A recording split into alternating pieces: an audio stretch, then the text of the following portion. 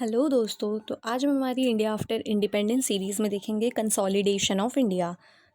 तो उसमें major challenges क्या थे? पहला communalism, second casteism, third tribal resurrection, fourth inequality and poverty, fifth linguistic chauvinism and sixth regionalism. Indian national leadership was aware even before independence that integration and unification is a long ongoing process and is beset with challenges. The biggest challenge came in form of partition. Even if physical and territorial integration is achieved, in words of Nehru, psychological and emotional integration remain the biggest challenge. Given the enormous diversity of India, there were more than 1500 languages and dialects, out of which 14 major ones were recognized by constitution in 8th schedule.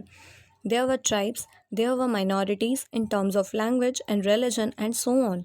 Challenge for India was to utilize this diversity in a manner that India can leverage upon that and turn it into unity in diversity.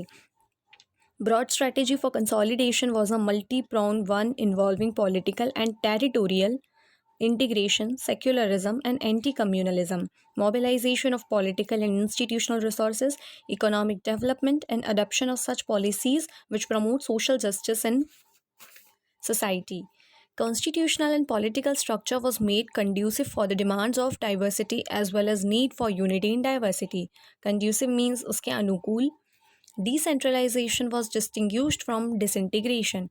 Various means of positive discrimination were provided, and a promise of free and fair elections served as a guarantee of participation of everyone. Parliament acted as a unifying force. Political parties of all hues and ideology, whether Socialist Party, CPI, Jan Sangh, or Swatantra Party, were mainly all India in character and promoted bigger goal of national integration as well.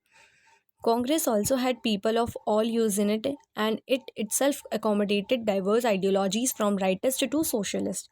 All hues यानी सभी रंग का ultimately diversity को maintain करते थे. Most of the national leaders, whether from Congress or outside, were a product of national movement and were not tied to any narrow regional ideology. Indian Army and administrative services were also agents of national integration.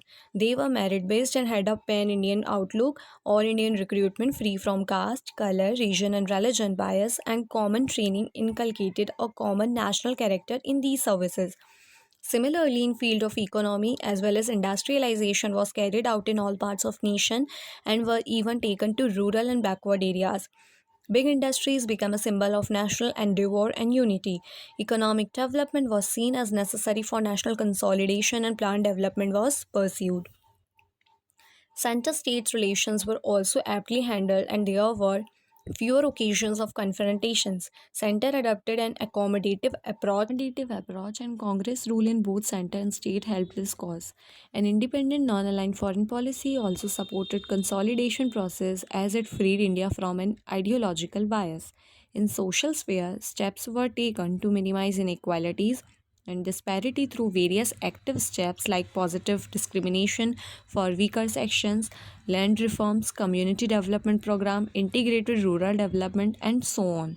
However, caste and other social evils were most inadequately addressed, and it was on the social front that integration agenda lagged behind the most, and as a result, caste discrimination continued unabated and also took form of casteism or mobilization of caste identities for electoral gains. Thank you.